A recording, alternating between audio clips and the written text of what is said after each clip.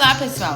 Este é mais um episódio do Papo de Ocupa, um podcast feito com uns tijolos, um restinho de cimento e umas madeiras, reciclados na Casa Invisível. Dessa vez vamos discutir a campanha pelo Despejo Zero. Só em Minas Gerais, de acordo com os dados da Pastoral da Terra, são cerca de 300 comunidades ameaçadas de despejo, o que representa uma ameaça a milhares de famílias que podem perder seus lares. As ordens de reintegração de posse são emitidas por juízes e posteriormente são confirmadas ou não por desembargadores. O seu cumprimento depende da autorização do governador do estado, Romeu Zema, eleito em 2019 pelo Partido Novo, que autorizou recentemente a reintegração de posse do quilombo Campo Grande, no sul do estado. Em meio à pandemia do novo coronavírus, mais de 300 famílias perderam suas casas. Ou seja, Zema mostra que veio. Com o pão neoliberal, governa para zelar pela propriedade privada, a favor dos grandes empresários e proprietários de terra, mesmo que isso signifique passar por cima da vida de milhares de pobres e injustiçados pela gritante desigualdade social que assola o país. A resistência a essas ordens judiciais de despejo se dá em cada comunidade, mas principalmente por meio da luta e da organização de todas juntas. Dessa forma, em Minas Gerais, no dia 10 de setembro deste ano, foi lançada a campanha estadual pelo Despejo Zero, onde se reuniram diversas ocupações, comunidades, coletivos e movimentos sociais, a fim de juntos pressionarem governadores, prefeituras e o Poder Judiciário.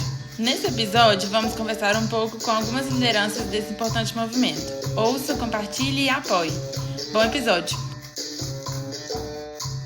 Bom dia aí para quem está ouvindo, boa tarde, boa noite.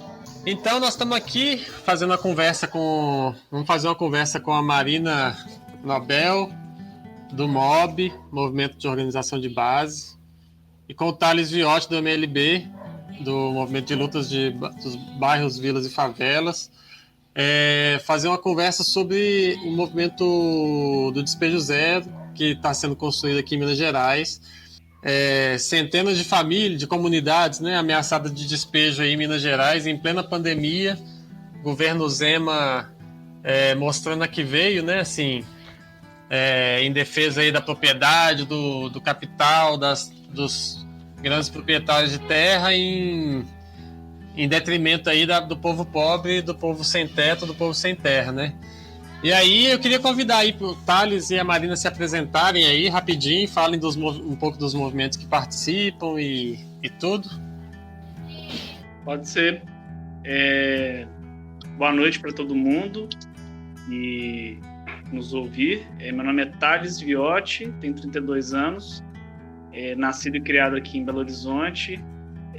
Sou do movimento de luta nos bairros, vilas e favelas, o MLB. Eu sou da coordenação nacional do movimento e eu trabalho como advogado. Sou também do Sindicato dos Advogados aqui do estado de Minas Gerais. O MLB é um movimento social que existe há 21 anos, fundado em 1999, principalmente a partir dos estados de Minas Gerais e Pernambuco, que tem por objetivos organizar o povo para lutar por melhorias nas cidades, nos meios urbanos, né? Fazer a reforma urbana, reorganizar as cidades para atender os interesses da grande maioria da população e lutar também por uma revolução, construir o socialismo no Brasil. Hoje é um movimento nacional, presente nas 5 regiões do país. Olá, todo mundo que está aí ouvindo. Obrigada, Dé e Casa Invisível, pelo convite. Bom, eu sou Marina, sou militante do MOB, sou antropóloga também. E o MOB é um movimento social de organização de base, né, que atua em diversos estados. E aqui em Minas, né, em BH, na região metropolitana, a gente atua em ocupações urbanas, em favelas, em periferias. E a gente está nessa atuação há alguns anos na construção de poder popular, no fortalecimento da base, né, desses espaços onde está o povo. E aí a gente tem cursinhos pré-vestibulares, centros comunitários, diversas iniciativas que a gente vem humildemente construindo para se fortalecer enquanto povo, para pensar em outros modos de viver, né? Em outras relações que não são essas que a gente vive nessa sociedade que é tão desigual. É isso aí. Massa. Muito obrigado aí por terem aceitado o convite aí para essa conversa. E aí eu queria começar com o Thales aqui, pedir para o Thales aí para falar um pouco sobre, nesse contexto de despejo zero, de ameaça de despejo, de Covid-19, pensando nessa campanha aí do despejo zero, falar um pouco sobre essa resposta que os movimentos estão dando, né, a essas ameaças aí. Bom, os movimentos sociais que atuam nas cidades, eles têm, por característica, atuar também no campo da moradia. Tem movimentos sociais que são específicos para organizar o povo na luta por esse direito específico, mas também tem movimentos assim como o MOB, como o MLB, que não atuam somente com isso, mas o próprio MLB, ele atua não exclusivamente, mas atua de forma prioritária na pauta da moradia, que é uma pauta muito sensível. Mesmo se não estivéssemos nesse contexto de pandemia de coronavírus, é uma situação muito delicada, porque são mais de 6 milhões de famílias que não têm moradia digna. Quando a gente fala que não há moradia digna para 6 milhões de famílias, a gente está entendendo que são pessoas que estão na rua, em situação de rua, ou então são pessoas que até têm sua própria casa, mas que estão em áreas de risco, então podemos classificar, por exemplo, aquelas famílias que moram na região de Venda Nova, perto da Estação Vilarim. Todo período de grandes chuvas, lá inunda, perdem suas coisas, então aquilo ali é área de risco, né? Risco para a própria vida e dignidade delas. Ou também tem as pessoas que moram de favor, as pessoas que vivem em grande adensamento, pessoas que vivem 2, 3, 4 famílias em casas pequenas, né? Muitas comunidades, muitas famílias que moram em favelas vivem nessa situação que não é digno. E a grande maioria do déficit habitacional, que é composto pelas famílias que gastam quase toda a grande parte do seu orçamento familiar com os aluguéis. Então é uma situação muito terrível. Antes do golpe de 2015, a situação não era boa também. Existia uma política do programa Minha Casa Minha Vida, mas que é muito insuficiente em termos de recursos, de como eram utilizados os recursos. Inclusive, com Minha Casa Minha Vida, o déficit habitacional ele cresceu ao invés de se diminuir. Então, a falta de resposta do Estado para resolver o problema da especulação imobiliária, que é um problema gerado pelo próprio capitalismo, uma pequena minoria de seres humanos se utiliza disso para lucrar milhões, bilhões de reais, de dólares, etc., não é combatido pelo Estado, ao contrário, é incentivado pelo Estado, já que o Estado é ocupado majoritariamente pelos representantes do capitalismo. Então, as ocupações surgem como uma resposta a isso, e hoje esse déficit habitacional ele diminui graças à política das ocupações, uma política promovida pela própria sociedade, né? A gente estima que em Belo Horizonte, nos últimos 15 anos, foram construídas em torno de 30 mil casas por meio de movimentos como o MLB e o MOB. Então, são as famílias que se cansam de esperar a resposta do Estado, visualizam a contradição na frente delas, né, os grandes edifícios, os grandes terrenos abandonados sem nenhuma função social, e vão lá e ocupam e brigam para ficar. Essa briga, fica essa tensão aí, como vocês da Casa Invisível estão vivendo, né? De risco de despejo. O poder público faz de tudo para fazer o despejo das famílias. E aí, nesse contexto da pandemia do Covid-19, os despejos ganham uma conotação mais nefasta, mais cruel do que já é muito nefasto e cruel, que é, ao se colocar as pessoas na rua, se aumenta o risco das pessoas pegarem o coronavírus, né? Como não tem vacina, você tem expectativas otimistas, né, de demorar 1 ano ainda para chegar a vacina, tem estimativas de 2, 3 anos. Então, as pessoas precisam se isolar. Então, não bastasse as pessoas praticamente estarem sendo obrigadas a sair de casa para trabalhar, para não morrer de fome e correr o risco de pegar coronavírus, o despejo é outra forma de forçar o povo a pegar coronavírus, né? A gente viu, por exemplo, um despejo da comunidade, de uma parte da comunidade do MST citei no sul de Minas, no município de Campo do Meio, que a operação de despejo obviamente gerou aglomeração de pessoas. As pessoas não queriam sair, não tinham para onde sair. A aglomeração da polícia, de policiais militares, de outros agentes públicos, o número de contaminação no município aumentou exorbitantemente. Então, existe hoje um esforço dos movimentos sociais, de setores das universidades, entidades técnicas, né, de arquitetos, arquitetas, advocacia, magistrados progressistas, dentre outros, de fazer essa grande frente chamada Despejo Zero, que é uma campanha já de âmbito nacional, lançada em alguns estados, assim como aqui em Minas também, no intuito de fortalecer que os movimentos, principalmente os movimentos, se consigam denunciar de forma mais incisiva, de forma mais ampla, esses despejos. Inclusive, a campanha nacionalmente vem se esforçando para mapear os despejos como forma de gerar dados para fazer essas denúncias que já estão chegando, inclusive até em âmbito internacional. A campanha já teve a oportunidade recentemente de fazer 2 reuniões com representantes da ONU. Então, só para finalizar, em Minas Gerais existem mapeadas, e a gente sabe que o nível de submapeamento é enorme, né? Então com certeza esses números são pequenos, mas em Minas Gerais a gente já mapeou 1.500 famílias que estão com risco de despejo. No Brasil existem... a gente conseguiu mapear que desde o início da pandemia, 6.473 famílias foram despejadas e existem mais de 19 mil famílias com iminência de despejo. E lembrando que existe essa subnotificação, porque afinal de contas é um esforço de movimentos, né? Um esforço da sociedade civil que não tem recursos, que não tem estrutura que o Estado tem e nem o capital tem, mas com certeza esse número é maior. Acho que é isso, o André. Massa, Thales, valeu. Marina, você pode fazer pra gente, assim, pra quem tá ouvindo, né, pra quem vai ouvir esse podcast, uma avaliação dessa articulação, do seu ponto de vista, pelo Despejo Zero aqui em Minas Gerais, assim, né? O que você pode falar pra gente sobre isso aí?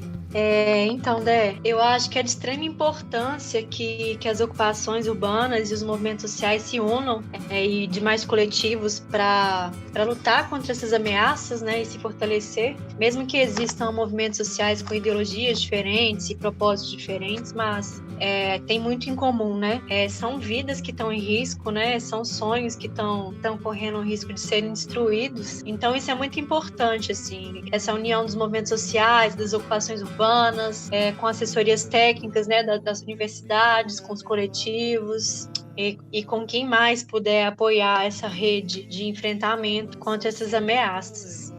Eu acho isso. O lançamento da campanha pelo Despejo Zero, ela aconteceu aqui em Minas Gerais, ela aconteceu no dia 10 de setembro, né? Você pode fazer pra gente também uma leitura desse ato, um relato de como foi? Eu acho que foi muito bom esse ato, foi cheio, muitas ocupações estavam presentes, muitos movimentos sociais. A gente começou ali na Praça da Estação, né? Então a gente passou por diversos pontos simbólicos da cidade, né? Então a gente saiu ali da Praça da Estação, passamos ali em frente à ocupação Carolina Maria de Jesus, a outra ocupação que eu esqueci o nome é a ocupação Zezéu Ribeiro. Isso, também. Depois a gente seguiu pela Praça 7, e seguimos ali Afonso Pena até o Tribunal de Justiça, né, de Minas Gerais. Então, acho que é muito importante a gente fazer essas denúncias, né, não só nessas instituições, né, a gente seguiu até o Tribunal de Justiça, mas também dialogar com a população, né, dizer que estamos aqui, está acontecendo isso, em momento de pandemia, né, e que é mais agravante ainda. Então, é um ato que ele é legítimo, né, é uma manifestação que ele é digna, que o pessoal está ali para poder ter o direito de viver de forma digna, né, não só na pandemia, mas sempre também. Quando permitem um despejo, né, os responsáveis, né, tanto do jurídico quanto dos governos, né, eles demonstram que não se importam com o bem-estar da população, né, com a saúde, com os direitos básicos, né? Então essa população que vem sustentando a sociedade, né? Bem ali na base, essas pessoas que são exploradas ali, que têm esses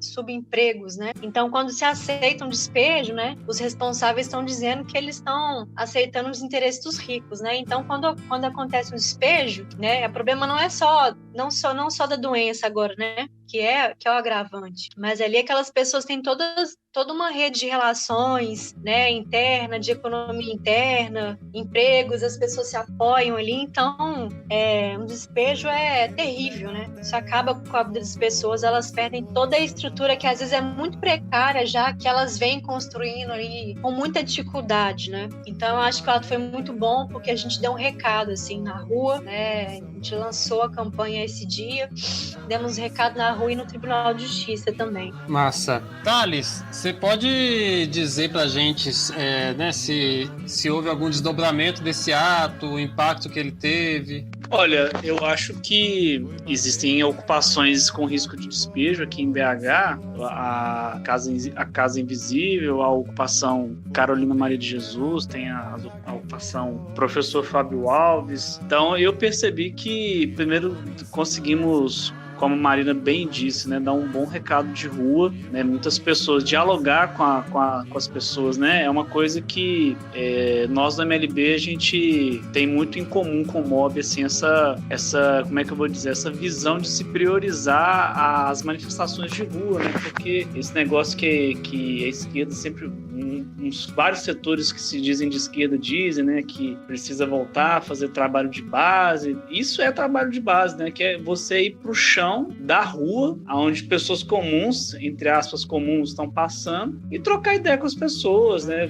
Através da fala de um carro de som, as pessoas ouvirem aquilo, a sua mensagem refletir, seja entregando um panfleto, seja abordando a pessoa, seja com a própria comunicação visual da manifestação, com faixas, bandeiras. Então eu acho que isso foi muito importante, e eu acho que, avaliando agora, né, nós já estamos indo para quase 20 dias do lançamento da campanha, os despejos não andaram, né, dessas comunidades. Claro que tem situações delicadas, como a negociação da Carolina, a negociação de outras ocupações que também não andou, mas eu acho que ajudou a dar uma freada nesses despejos que estão tentando forçar para criar o clima, né, para se fazer o despejo. No despejo, você tem que criar o capital e o Estado tem que criar um clima para conseguir fazer ele, né? Então eu vi como muito positivo isso, além de educar revolucionariamente também as famílias, né? Quanto mais manifestações a gente faz, isso é muito importante para o ganho de consciência delas,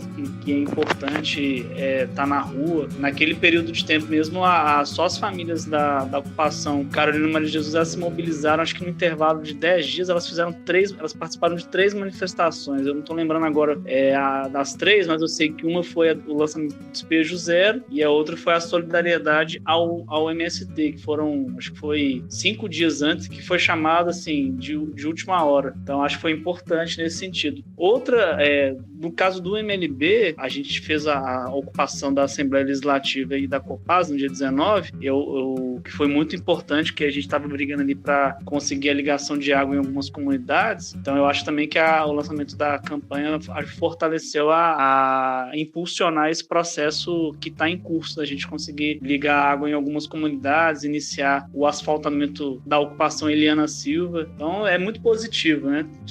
Sempre vai ter problemas, dificuldades, mas eu sempre avalio que é mais positivo do que negativo as ações de rua. Massa. Vou voltar aqui, vou fazer uma mesma pergunta para vocês dois, e aí a gente já vai caminhando para o encerramento desse bloco do podcast. E eu queria perguntar para a Marina e para o Thales, começando pela Marina, como que a gente pode sugerir para as pessoas que estão assistindo, né, como que a gente pode sugerir que essas pessoas, para apoiar a campanha do Despejo Zero, ou para as pessoas que querem contribuir com a campanha e com esse movimento? Bom, eu acho o seguinte, agora nesse momento de pandemia, né, onde tem muitas pessoas que às vezes são um grupo de risco, ou vivem com pessoas que são do grupo de risco, que não podem sair de casa, né, estar presente em atos para estar apoiando, Eu acho que divulgar tudo que acontece nas redes sociais é importante, né? Com as hashtags, com as fotos, com as imagens. Às vezes também contribuir com campanhas financeiras que nós, movimentos sociais, que a gente faz, né? O MOB, por exemplo, nessa pandemia, a gente distribuiu cesta básica lá na ocupação Guaranicovar. Então, acho que é divulgar o que acontece e, se puder, contribuir financeiramente, né? Agora, para além disso, assim, porque o que acontece, né? Eu acho que a gente não precisa de viver num território para a gente estar atuando nele. É claro que a gente precisa de dialogar com aquelas pessoas que estão ali, né? Chegar e sair atuando e ser igual um colonizador, né? Nós no MOB, a gente já está há muitos anos nos lugares que a gente atua, né? Algumas pessoas vivem nesses lugares, outras não, né? É variado isso aí. Mas, por exemplo, eu acho que não precisa de viver uma ocupação necessariamente para você lutar pela causa daquelas pessoas e para apoiar elas, para ajudar de alguma forma, né? Então, isso pode acontecer assim, a pessoa pode assessorar uma ocupação, né? Ter assessoria jurídica, de arquitetura. Nós do MOB, por exemplo, temos um cursinho pré-vestibular, EJA e SEJA, numa favela. E aí tem professores, educadores que atuam, que são do MOB, que atuam nesse cursinho, né? A gente teve um morador lá, por exemplo, que ele passou em primeiro lugar na faculdade de Direito, em 1 ano de cursinho. Temos apoiadores que são professores de teatro, que dão aula de teatro no Centro Social da ocupação Guaranicovar, né? Então, assim, acho que a gente tem algo sempre a oferecer para apoiar o movimento social ou esses territórios, né? E se a gente quer mudar a sociedade, né, a gente tem que ter um entendimento que as pessoas estão estão acostumadas, né? Esse modelo que é chamado de democracia, né? As pessoas estão acostumadas a serem governadas, né? Então, acho que se a gente, pelo menos na perspectiva do MOB, assim, se a gente quer mudar a sociedade, a gente precisa de criar poder popular, né? E a gente só vai criar poder popular aprendendo a se autogovernar, né? Então, a militância pra gente, o trabalho de base, tem a ver com isso. Porque não adianta a gente clamar pela revolução, pela transformação, porque se a gente não souber se autogovernar, não souber o que a gente está fazendo, para onde a gente quer ir, o que a gente quer com isso, a coisa vai dar errada lá na frente. Então, eu acho que, ligando essa pergunta, né, de como apoiar, eu acho que tem muito a ver com isso também, que é no dia a dia ali. Às vezes dá um desespero, se acha que nada acontece, que tudo é em vão, mas se a gente olha a longo prazo, a militância social, ela traz muitas conquistas, muitas mudanças na vida de todas as pessoas, né? Existem muitas trocas, muitas sabedorias que são trocadas, muito aprendizado nessas relações todas. Então, eu acho que para ajudar é isso. Para quem não pode estar presente fisicamente, pela internet, divulgando, apoiando financeiramente, mas a gente deixa o convite também para militância social. É um trabalho de formiguinha, mas que quando a gente assusta, o formigueiro está ali assanhado, a gente já construiu muita coisa e ficamos mais fortes para o que vem, né? Às vezes a gente perde aí umas batalhas, mas a guerra é longa. Então, acho que é por aí. É isso aí. E tu, Thales, o que você pode falar pra gente nesse sentido aí? Eu acho que é compartilhar disso que a Marina falou mesmo. Eu costumo copiar uma fala do Frei Gilvander, né? Quando ele... de uma passagem bíblica, né, que quando os nossos, que é muito parecida com isso, né, a briga que a classe trabalhadora, o povo pobre tem com o Estado capitalista. O Estado capitalista, ele é muito grande, ele é maior que nós, mas ele é um gigante que os pés dele são de barro, né? A base dele é frágil. Então, se a gente souber se organizar e bater do jeito certo, esse gigante ele vai cair. E eu acho que é desse jeito aí que a Marina disse, porque saiu recentemente um filme sobre uma campanha grevista dos bancários e bancárias do início dos anos 90. Tô doido para ver esse filme, mas por que o movimento sindical, salvo algumas poucas exceções, em geral sofre mais derrotas do que vitórias? Porque ele não consegue se articular com a sociedade, não consegue se articular com o povo, com os estudantes, com os intelectuais, com os setores religiosos que são progressistas. Fazer trabalho de base, né? O principal é fazer trabalho de base, porque qualquer embate social com o capital ele ele é inteligente, né? Ele vai intervir quando tiver o clima certo para poder impor derrotas contra a gente. Então, eu acho que não é à toa a gente olhar para trás agora, assim, desde que voltou-se a ter as ocupações organizadas pelos movimentos, ali no meio da década de 2000, tiveram derrotas, mas tivemos muitas vitórias porque os movimentos populares dessa área, né, da luta urbana, conseguem se articular através do apoio, né, criando grandes redes de apoio e conseguindo resistir. Então, é fantástico um exemplo disso aí, né? Montar um cursinho popular e aprovar um cara de periferia, um proletário no curso de Direito, cara. Isso é muito foda, sabe? Assim, você conseguir montar uma creche numa comunidade, que nem lá no caso da Helena Silva. Isso é um trabalho de base muito fantástico. O que os estudantes conseguiram ganhar o processo de luta das ocupações em 2016? Que eles se articularam bastante. Então, eu acho que é muito nesse sentido que a Marina disse. Pedir às pessoas que apoiem, que elas vão visitar as comunidades, se elas não puderem visitar as comunidades, ajudar, seja doando dinheiro para as campanhas de solidariedade que a gente está fazendo, seja ajudando com alguma assessoria, enfim, são várias as formas de se ajudar e construir o poder popular nas comunidades, porque tem uma diferença muito grande, sabe, André? Eu estava conversando esses dias atrás com uma companheira do MST que pegou coronavírus durante o despejo no sul de Minas, e na hora que eu estava conversando com ela, eu estava nos Correios para entregar um documento, assim, ela perguntou como é que estava aqui em BH, e assim, estava no centro, né, estava que nem um formigueiro. Eu falei, tá bombando de gente aqui, né, muito preocupante a situação, mas eu falei com ela, né, no nosso caso pelo menos, a nossa situação é um pouco menos pior, porque a comunidade onde você mora, né, a comunidade onde eu moro, as comunidades onde os nossos movimentos estão, elas pelo menos estão se organizando, né, existe algum nível mais qualificado de organização. Tem agora esse tanto de comunidade por aí afora que tem organização, mas que é um nível de organização que não é suficiente para conseguir encarar problemas de tamanho tão gigante que nem por exemplo, uma pandemia de coronavírus, né? Então, por isso que a gente tem que fortalecer os movimentos sociais para eles conseguirem chegar em mais lugares, em mais comunidades, organizar o povo, construir o poder popular diariamente para a gente conseguir derrubar esse estado capitalista. Só acrescentando aqui também que é uma coisa que com certeza a MLB sabe, a gente do MOB também vem aprendendo, né? Que para quem atua em ocupação, né, a importância dessa atuação dos movimentos sociais, porque essa pauta da moradia, né, é um direito básico.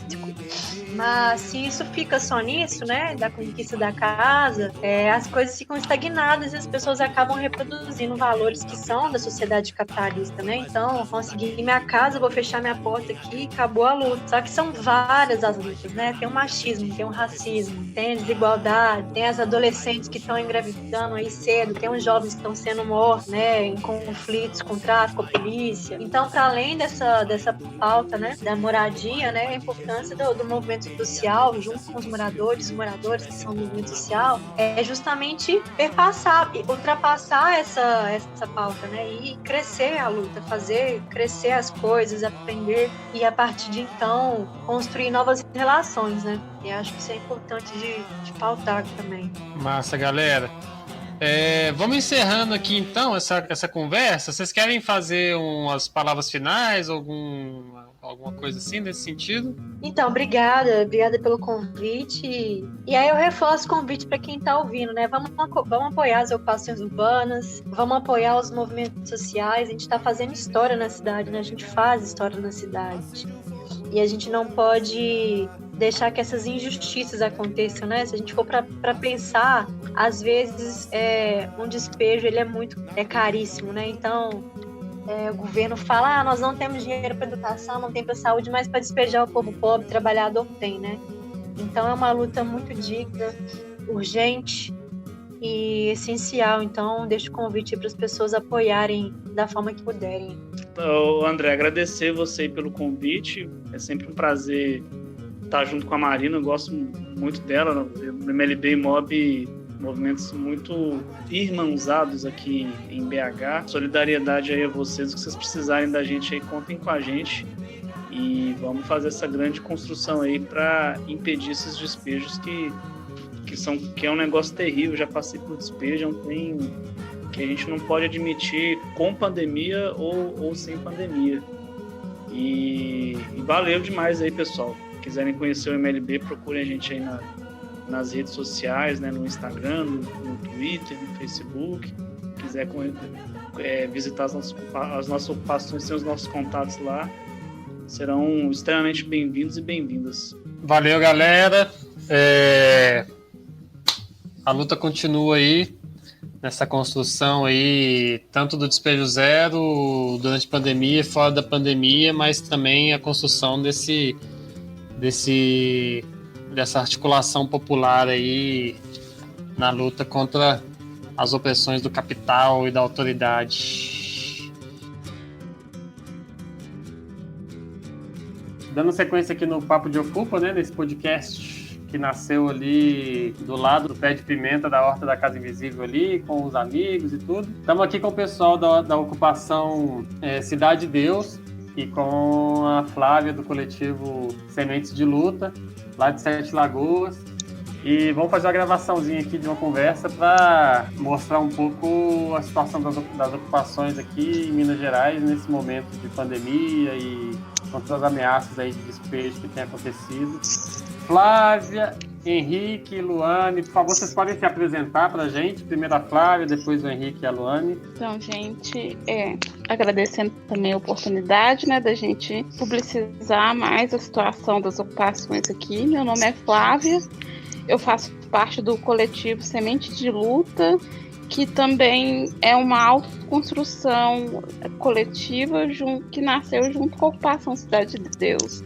Meu nome é Henrique Canuto, eu sou morador e voluntário do movimento Ocupação Cidade de Deus e já quero deixar aqui o meu agradecimento e a minha gratidão por essa oportunidade, né, por essa chance de mostrar um pouco, né, falar um pouco da ocupação, um direito que até isso pra gente hoje é negado, um direito à mídia, um direito de falar, de expor. Olá, meu nome é Luane Martins, eu sou moradora da ocupação Cidade de Deus, moro aqui há muito tempo e é muito importante pra gente ter essa liberdade de expor, né, a situação que hoje nós vivemos. Maravilhoso. Agradeço aí a participação, viu, gente? Tá participando aí do podcast. Aqui do Papo de Ocupa estamos participando eu, Dé e o João. Então, vocês podem falar um pouco sobre a história da comunidade e do coletivo? Como é que nasceu? Como se organizam? Quantas famílias são? Então, Dé, foi de forma espontânea a ocupação, né, devido à pandemia, né, junto com a crise que o Brasil vem sofrendo. Várias famílias, né, primeiras daqui do bairro mesmo, Cidade de Deus, que é o bairro onde existe a ocupação, foram para esses espaços vagos e tal, para poder tentar um lugar para ficar mesmo, por não conseguirem se manter no aluguel, né, mesmo com a ajuda desse auxílio, né, emergencial. E nos primeiros dias dessa ocupação espontânea, a prefeitura, né, do município, na gestão do Willy de Castro, retirou essas famílias, mandou os tratores de mesmo passar por cima dos piquetes, né, eu lembro como se fosse hoje, o trator passando, e derrubaram um barracão de alvenaria de um senhor de idade, mais de 60 anos esse senhor, e ficou nisso. Aí o pessoal se juntaram, falaram, não pode ficar assim. Eu lembro como o pessoal que estava mais na linha de frente, eu não conhecia ninguém ainda. Nós temos que ir lá na prefeitura, fazer uma manifestação e tal. E juntaram todo mundo para no dia seguinte ir fazer a manifestação na porta da prefeitura. Algumas pessoas foram por condição própria, lotação e tal. Eu lembro que eu fui de a pé com uma parte da população. E ao chegarmos na prefeitura, o Duílio de Castro exigiu que tivesse uma comissão. A gente não tinha comissão, foi tudo espontâneo. Exigiu que ali, na hora, levantasse 7 representantes para sentar na mesa com ele. E assim foi feito. E esses 7 representantes subiram e ficaram em torno de 2 horas negociando, conversando com a prefeitura, né? E ao sair de lá, eu já sabia que não ia dar em nada, como não deu. O prefeito prometeu o seguinte, que ele não poderia fazer nada por ser ano eleitoral, aquele papo de sempre, e que o máximo que ele poderia fazer era nos instruir por dentro da lei como a gente iria conseguir conquistar esses lotes. Aí o pessoal, beleza e tal. Marcou uma reunião no dia seguinte com todo mundo, que iria mandar os advogados, promotor e tal, o assistente social. E acabou que no dia da reunião, só um advogado dele que foi e alegou não poder nos ajudar se ele representa e defende o município. Beleza. Nessa reunião já, a maioria dos representantes desistiram e a gente, como ocupação, voltamos para o espaço ocupado, onde surgiram as meninas do Semente de Luta, que eram de outro coletivo, e foram dando um norte para a gente, né? Deu uma luz para a gente como realmente era uma ocupação que a gente não conhecia e que era uma opção e tanto para a gente conquistar dentro da lei. A gente aceitou, falou, não, bacana, acho interessante, e a maioria aceitou entrar nessa luta pela ocupação, né, pelo caminho da ocupação. De lá para cá foram surgindo, foi feita uma nova eleição em assembleia, onde os novos representantes foram levantados. E com o decorrer do tempo, essa liderança foi mudada, né, várias vezes. Eu sou um dos únicos que resiste até hoje, desde o início, né? Os outros representantes foram trocados e tal. Durante esse processo pedagógico, né, vamos dizer assim, das meninas de Semente de Luta com a gente, é muito bacana, tudo que a gente tem aprendido, né, dessa parte do coletivo mesmo, de ser uma luta coletiva, né, para todo mundo. Hoje em dia a gente já tem a nossa cozinha coletiva, que muita gente desconhecia. Temos o Instituto Educacional de Apoio Infantil dentro da ocupação, né? Hoje mesmo está iniciando a reconstrução dele, porque no início, nas pressas, foram todos feitos de bambu, com lona, com pedaços de coberta. Hoje a gente já tem um doador, assim, um colaborador fantástico que tem nos ajudado, tipo assim, de forma extraordinária. A gente não tem nem como agradecer, assim, que é o coletivo Girassol, né? Ele tem nos fornecido aí o material para a gente estruturar melhor. Hoje está iniciando a reconstrução dessa escolinha, né? Desse instituto lá. E a gente tem a dispensa, onde é concentrado toda a parte de doações de alimentos, de produtos de higiene pessoal, de limpeza e tudo, que é liberado de forma igual para todos, né? Nós temos uma equipe por semana na cozinha coletiva, onde preparam toda a alimentação, café da manhã, almoço, café da tarde e janta. São no mínimo 4 refeições que a ocupação disponibiliza para cada família, né? Sem contar que cada um tem o direito à autonomia de vir, de pedir um leite, de pedir algum outro produto, porque alguns têm o seu fogão próprio e cozinham na sua barraca. E fora as refeições no coletivo. Hoje a gente tem uma horta comunitária, temos 2 galinheiros, né? Eu que tomo conta, que é o galinheiro onde fica a Maria Luísa, a Nina, o Diogo, o Prometeus, né? Eu amo de paixão, desde pequeno, sempre quis ter galinha. Então as minhas eu já deixei bem claro, as minhas ninguém vai matar para comer nem para mão. Cada um tem uma função dentro da ocupação. Nós temos o Richard e o Rony, que cuida da horta. Aí tem a Luana e a Camila Cruz, que cuida da parte de eventos, assim, quando a gente vai fazer qualquer coisa, né? Igual a gente tem o café coletivo, que é uma vez no mês. Começou de um domingo sim, um domingo não, né? E no decorrer do tempo a gente passou para uma vez no mês. Agora vai ter a festa das crianças. A gente quer que seja a melhor festa que essas crianças já tiveram na vida delas, né? A cozinha, cada dia da semana é uma equipe diferente. Tem o serviço bruto mesmo. Aí vai montar uma barraca, vai reformar alguma coisa. Então tudo aqui dentro da ocupação é de forma organizada, né? Inclusive a gente está muito mais organizado que a própria prefeitura em si.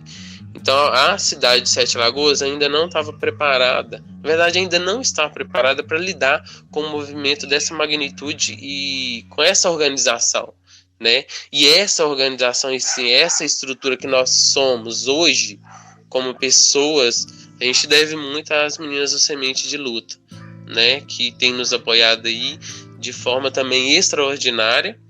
E temos também o apoio do pessoal de BH, né? A gente está começando a conhecer as outras ocupações, estamos criando uma relação bacana com o pessoal do Despejo Zero e estamos aí, firmes e fortes para enfrentar o que vier e aprender com tudo que acontecer também. Então, sobre o coletivo da ocupação, é muito importante ver no olho, né, das pessoas o quão gratificante é elas levantarem e ter, igual o Henrique falou, 4 refeições. Refeições que muitas famílias não tinham em casa e não tinham, mesmo com o auxílio, não tinham condições de manter uma casa.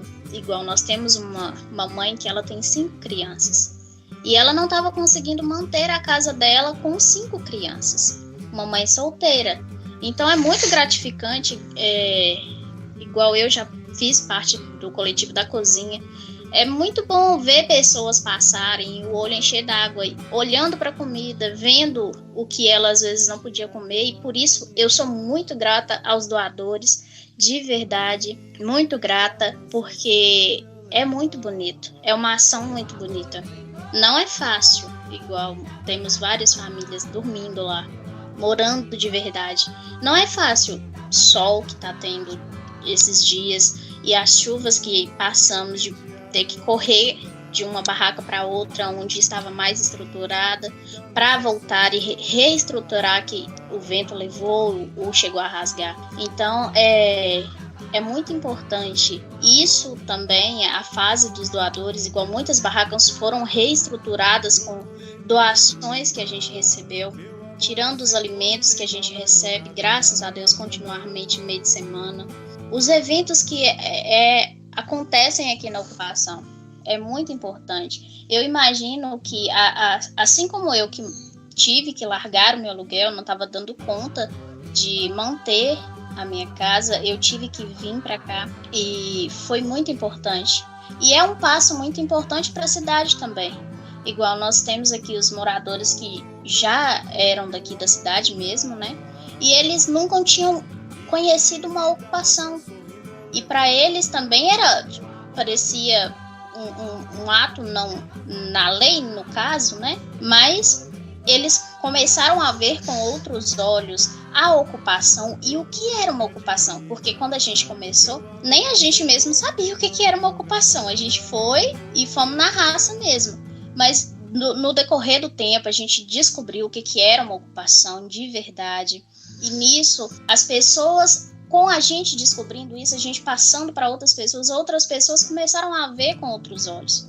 E é muito importante ver isso, porque a Cidade de Deus mesmo, a maioria não é ocupação, ela era invasão, a maioria das casas.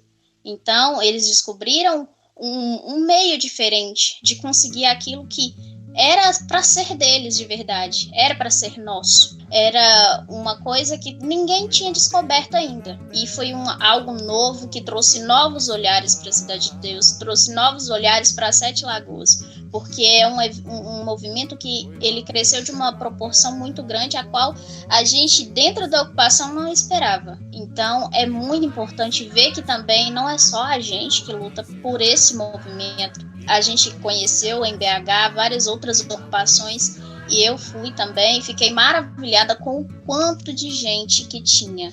E tanta gente que, no Brasil, que é tão grande, tanta gente ainda que não tinha a sua própria casa, a sua própria residência, e tem esse direito negado, e é um direito nosso. Nós, brasileiros, temos esse direito de moradia, de alimento, e é o que, durante esse tempo, foi um direito muito negado. Então, eu acho muito importante o que uma ocupação, ela revela nas pessoas, a compaixão, a companhia de estar junto com o outro. É muito importante isso. E eu acho que todos da ocupação mesmo, eles são muito gratos. Dá para ver isso. Eu gostaria de falar algumas coisas, assim, pegando o gancho na fala da Luana, que para mim foi primordial, né? Foi maravilhosa. Que a maioria das pessoas, né, dentro da ocupação, elas se sentem criminosas. Eu já me senti criminoso, como se a gente estivesse cometendo algum crime. E a realidade é outra, né? Que não, nós estamos lutando por um direito que hoje nos é negado, né? A gente não sabia da existência dessa lei, né, direito à moradia digna, e nem que a existência de ocupações e que a ocupação é legítima dentro da lei, né? A nossa luta, além de pacífica, ela é legítima. E aí, hoje eu me formei assim, né, de uma forma, com esse processo, nesses quase 5 meses, assim, as vendas dos meus olhos caíram assim, porque eu não julgo a sociedade lá fora, eu falo do povo sete-lagoano, que hoje apedreja a ocupação, que tarja a ocupação de vagabundos, de invasores, de pilantras, tudo quanto há.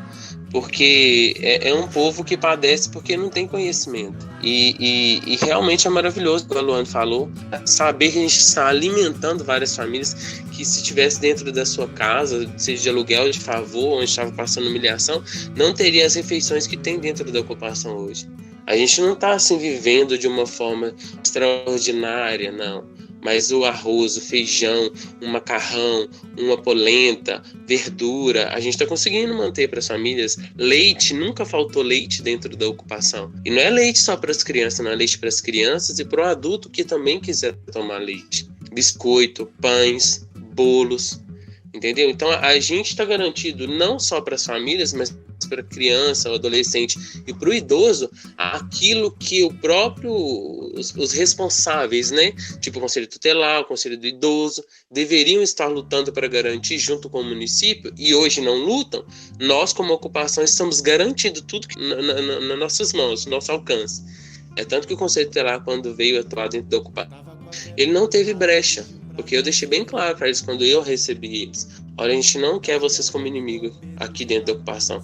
A gente quer que vocês olhem e digam: isso daqui não pode dentro da lei e nós iremos nos enquadrar. Porque aqui dentro a gente luta para garantir todos os direitos, proteção. Quando eles viram a nossa organização, eles não tiveram o que fazer, o que atuar. É tanto que o município começou a jogar sujo com denúncias falsas. Mas eu falei: cadê a denúncia? Vamos averiguar, vamos atuar aqui dentro e ver se realmente a denúncia procede. E eles não conseguiram provar nada, né? Hoje, a gente, cada dia que passa, a gente está mais firme, mais estruturado, mais organizado. Tenho certeza que eu vou ficar muito mais feliz na hora que eu conseguir, junto com o apoio de todos, garantir moradia digna para todas essas famílias. É um processo que a gente está vivendo conjuntamente, né? Tanto a ocupação, que começou de forma espontânea, né, na luta pela moradia, e teve 2 despejos administrativos. A partir desses 2 despejos que foram noticiados na mídia aqui da cidade, os movimentos sociais começaram a ficar curiosos sobre como atuar ali, o que eles estavam fazendo, o que estava acontecendo. Teve criminalização dentro dos próprios movimentos que atuavam aqui na cidade, e a partir daí se deu também a nossa entrada, né? A gente foi construindo essa luta junto, porque a gente também, do coletivo Semente de Luta, não sabia o que era uma ocupação. E, assim, a gente sabia em tese, né?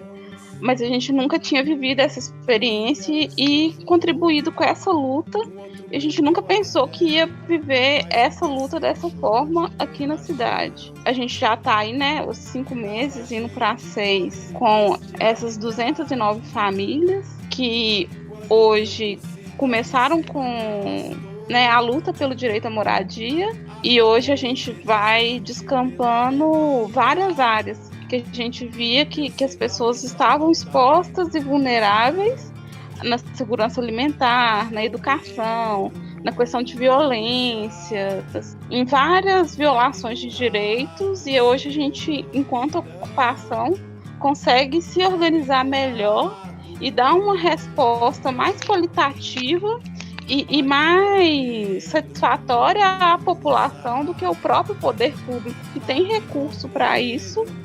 A gente consegue dar uma resposta melhor e a gente tenta, né, sempre estar construindo e contribuindo para a gente avançar, né, passo a passo nessa luta. Legal demais. E como é que está hoje a situação jurídica da ocupação, a relação com a prefeitura, se está tendo alguma negociação em curso? Então, a prefeitura, ela, antes de abrir o diálogo, ela já abriu um processo, né, de reintegração de posse. aí a gente tinha com a gente um advogado, Arnaldo, aqui da cidade também, que entrou primeiro nesse processo para tentar dar o apoio jurídico à ocupação. Hoje a gente vive uma situação de reintegração de posse. Teve várias ameaças, né, de despejo, que a gente conseguiu com a articulação de vários ocupadores, de vários ocupantes e vários movimentos aqui na cidade. A gente conseguiu dar uma freada. O Arnaldo, por questões pessoais, teve que sair. Mas hoje, na negociação com a prefeitura, a gente conseguiu, nessa semana, uma suspensão da reintegração de posse por 90 dias, que foi um resultado da mobilização e da capacidade de organização da ocupação, que hoje a prefeitura ela tem que se reorganizar até para se posicionar dentro do processo para conseguir despejar essas famílias. Então, a ocupação ela trouxe um ganho político aqui na cidade que vai ficar para a história e a gente vai continuar lutando, né? Bom, agora a gente está com essa suspensão da reintegração de posse por 90 dias para a prefeitura conseguir fazer um cadastro dessas famílias, mas a gente não vai parar por aí não, né? Passou os 90 dias, a gente quer o direito à moradia. Massa. E como é que está a relação da comunidade e do coletivo de vocês aí com as outras ocupações, com o movimento pelo Despejo Zero em Minas Gerais? A gente começou tendo muito apoio também das brigadas populares aí em BH, que também dão todo suporte e a gente está aprendendo muito junto. Então, a partir das brigadas populares, a gente começou a ter contato e descobrir mesmo outras ocupações, né, da luta por moradia. E hoje também a gente está, né, tendo contato com a Casa Invisível. A gente está construindo esse caminho conjunto, né? E foi muito bacana o ato, por exemplo. A gente foi convidado pelas Brigadas Populares para participar do movimento Despejo Zero. A gente já participou de 2 manifestações que foram em Belo Horizonte e a gente fez uma manifestação aqui em Sete Lagoas também. E a gente está conhecendo, está tentando criar mais vínculos com outras ocupações para a gente também descobrir formas de apoio mútuo, da gente se apoiar e de construir uma rede de apoio, de solidariedade que a gente acha que é muito importante. Eu acho que os meninos falam melhor até da participação das manifestações e tal, como eles se organizaram para participar. Então, pessoal, em relação aí com as ocupações com os atos de BH, foi devido ao contato que as meninas do Semente de Luta tiveram com os representantes de BH. Mas foi muito bacana porque quando mandaram o convite no nosso grupo de organização, eu já falei, eu vou, né? E já pensei comigo, nem que eu tenha que pegar o ônibus e ir sozinho, eu vou, porque eu quero viver essa experiência. E aí eu soltei isso na Assembleia, todo mundo praticamente quis ir para BH, para esse ato e tal, e eu fiquei assim, de queixo caído, né? Aí eu tive, vamos ver o que vai suceder. Tive que correr atrás de ônibus, consegui um micro-ônibus, né? Fomos na primeira vez com 30 pessoas, e na segunda vez nós tivemos que ir com um ônibus maior, porque não cabia todo mundo. Então foi uma experiência assim, extraordinária, maravilhosa, porque nós somos novos nessa luta. Então tudo que a gente vivenciou lá serviu de experiência, né? A diferença de BH para Sete Lagoas, né, nessa luta ela é muito grande mesmo, sabe? O município de Sete Lagoas não tem conhecimento de nada, não tem preparo nenhum para lidar com movimentos sociais organizados, como BH tem adquirido ali na base da prática mesmo, ali na marra, né? E a gente passar e saber que existe ocupações dentro de prédios também foi uma novidade tanto pra gente, né? A gente achava que era só escolher uma área e tal, não, dentro de prédios também. Então a gente pegou muita experiência e trouxemos muitas coisas bacanas para o nosso movimento. Legal demais. E como é que estão aí o ânimo para a resistência aí dos moradores com esse processo todo? A comunidade está animada? A gente teve essa pequena vitória agora, né, de 90 dias de suspensão de reintegração de posse. E eu acho que isso é uma pequena vitória, mas deu mais fôlego. Que a gente viu um resultado da organização e um resultado da luta coletiva. Então eu acho que agora a gente está com mais fôlego de reorganizar, de fortalecer para esse período que a gente está esperando das chuvas, né? E também que a gente sabe que a situação das famílias da cidade tende a piorar.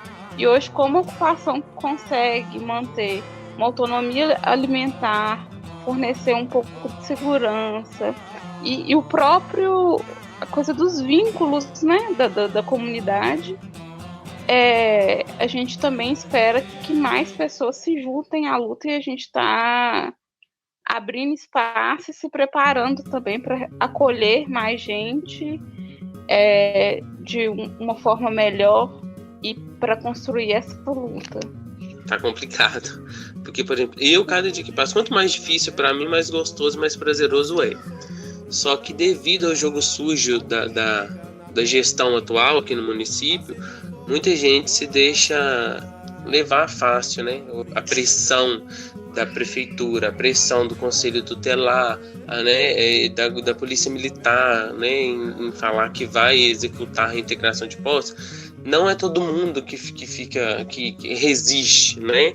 A gente já deixou bem claro o tempo todo que a nossa luta ela é pacífica. Então, se um dia acontecer de fato a reintegração de posse, nós não iremos resistir. A gente irá sair, mas não irá desistir. Dali a gente já vai para algum outro lugar, porque de fato muitas famílias não têm para onde voltar. Eu tenho para onde voltar, que é uma casa de herança da minha mãe, e não sou feliz lá dentro, mas tenho onde voltar. Mas eu tenho famílias que não têm para onde voltar e eu não deixarei elas na rua, mesmo eu tendo um lugar para eu voltar. Eu irei resistir com eles, e tem muitas pessoas na luta dessa forma, que mesmo tendo um lugar para voltar, seja ruim, seja um lugar onde a gente sofre muitas humilhações e tudo, nós iremos resistir e iremos para outro lugar, né? Porque além desse direito, outros vários direitos foram negados pela sociedade, pelo governo atual do Brasil. Que igual eu já falei para eles, se todo mundo tivesse a educação que é prometida na lei, a saúde que é prometida na lei, eu tenho certeza que ninguém estaria passando falta de moradia. Teria uma estrutura para ter conquistado já a sua casa própria. Então, um ânimo, de uma forma geral, ele está uns 50%, assim, da população, assim, dentro da ocupação. Mas a gente está trabalhando muito isso aí, a gente vai conseguir alavancar de novo, sabe? Com várias coisas, igual a gente conseguiu trazer a pastoral da criança para dentro da ocupação, já deu um gás nas mães, né? E a pastoral da criança já trouxe um benefício, que era um vale alimentação no valor de R$100 para cada mãe cadastrada. A gente tem aula de forró, aula de capoeira, então vai criando um espaço mais agradável, organizado, tranquilo, onde as pessoas se sintam bem. Então, tipo assim, hoje a gente está nessa situação do ânimo, mas de fato nós iremos mudar isso também. E vamos mudar essa porcentagem aí. Então, gente, a gente é acostumado a ver muita revolução com sangue. Pessoas que deram a vida, pessoas que morreram por causa de algo que acreditava. E por um desses motivos, eu acho que a revolução que hoje nós queremos aqui na Cidade de Deus é uma revolução pacífica. É que nem Eike falou, o povo do Conselho Tutelar, eles vieram aqui com várias inúmeras assuntos para falar que as crianças estavam sendo maltratadas, inúmeras coisas. E isso não foi provado. Então a gente é acostumado com isso, sangue ser derramado por alguma coisa muito importante. Só que aqui a gente está querendo algo pacífico. E muitas das vezes, muitas famílias desmorecem por causa da pressão da prefeitura, da pressão da reintegração de posses. E muitas das vezes que a gente já teve aqui a ponto de desistir, de falar, não, vamos largar tudo, deixa isso pra lá. As meninas da semente de lutas que vieram aqui e falaram, não, vocês não vão desistir, bora pra luta, e botava a gente pra cima de novo. E com isso que a gente consegue ficar até hoje, com isso, todos os dias, as nossas forças são renovadas por causa das mães que têm os seus direitos negados, por causa dos pais que não têm serviço, que vivem de bico. E por isso que muitas das vezes é impossível desistir. É impossível você receber um obrigado pelo um prato de comida que foi negado para eles, de gente que não era para acontecer. Então, a gente quer uma revolução, sim, uma revolução, mas uma revolução com paz. Bom, gente, eu acho que então agradeço aí a participação da Flávia, do Henrique, da Luane. Boa sorte aí para vocês nessa luta aí. Mandar aí para vocês a nossa solidariedade aqui de BH, do Papo de Ocupa, da Casa Invisível também. Todo o apoio que a gente puder dar, a gente oferece aí. Boa sorte. A gente que agradece, também deseja boa sorte para a Casa Invisível. Eu também gostaria de agradecer, né? Minha primeira experiência na ocupação, primeira experiência de podcast também. Acho super interessante, é uma coisa nova, assim, já tem um tempo, né? Mas para mim ainda é novo. Que se adapta ao dia a dia do brasileiro, né? Na correria, a gente dos afazeres no caminho para o trabalho, você vai escutando um podcast. E sempre que eu falo de podcast, eu lembro da Renata Lopresti, da Globo, que sempre foi a primeira vez que eu ouvi falar podcast foi através dela. E eu gostaria muito de agradecer, eu esqueci de falar, a Diocese, né? A Igreja Católica de Sete Lagoas, que quem tem fortalecido assim de forma assim, extraordinária a ocupação. Uhum. Tá? A Diocese de Sete Lagoas, na direção do Padre Warley, atuante dentro da ocupação. Eu não posso deixar de agradecer essa ilustre figura, que é o Padre Warley, junto com o Padre Evandro. Agradecer ao Padre Warley, que Padre também Evandro. Fez contato com o Frei Gilvander, Isso. Que também deu muito apoio para a ocupação aqui em Sete Lagoas, que a gente conseguiu chegar até aqui, foi através da solidariedade, do apoio de outras pessoas que já tinham mais experiência. Exato. Também gostaria de agradecer e dar a vocês também uma boa sorte aí na luta de vocês. E agradecer também, né, por essa oportunidade, que nem o Henrique falou, é algo novo pra gente, mas eu creio que teremos muitas outras oportunidades de sentar novamente para conversar a respeito de algo que é primordial para o Brasil, para todo mundo em geral. Então eu agradeço muito essa oportunidade. Essa oportunidade. Essa oportunidade. Essa oportunidade. Essa oportunidade. Essa oportunidade. Essa oportunidade.